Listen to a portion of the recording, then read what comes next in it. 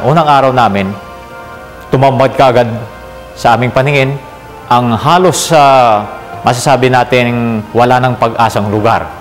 Ako po si Marites Merin, taga Barangay 88, yung tinitirahan ko totally wash out, ni Yolanda.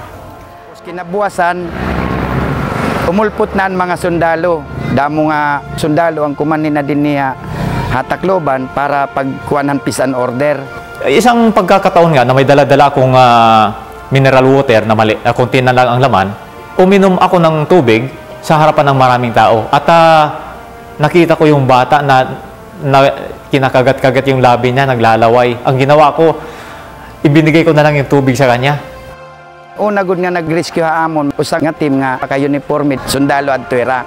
Maraming naitulong din yung Philippine Army natin in ferrying the relief foods and water coming from the DSWD. Nakatulong yung mga trucks ng Philippine Army in doing that. I would say that the coordination between the UN agencies and our agency, particularly UN OCHA and the Armed Forces of the Philippines, has been exceptional.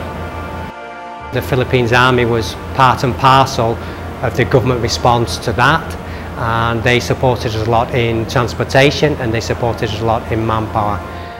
Nang malapit na magpasko, syempre malungkot. Nang madaling araw, may narinig kaming may parang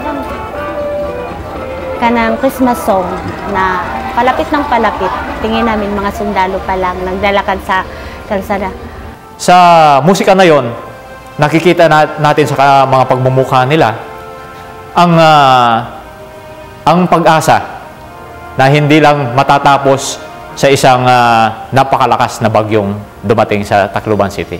First na naisip ko, siguro may purpose pa ang Panginoon. Move on para makarecover. I would just like to say to the Philippine Army in your response to Super Typhoon Yolanda, on behalf of the United Nations and the international NGOs, thank you very much for all your assistance.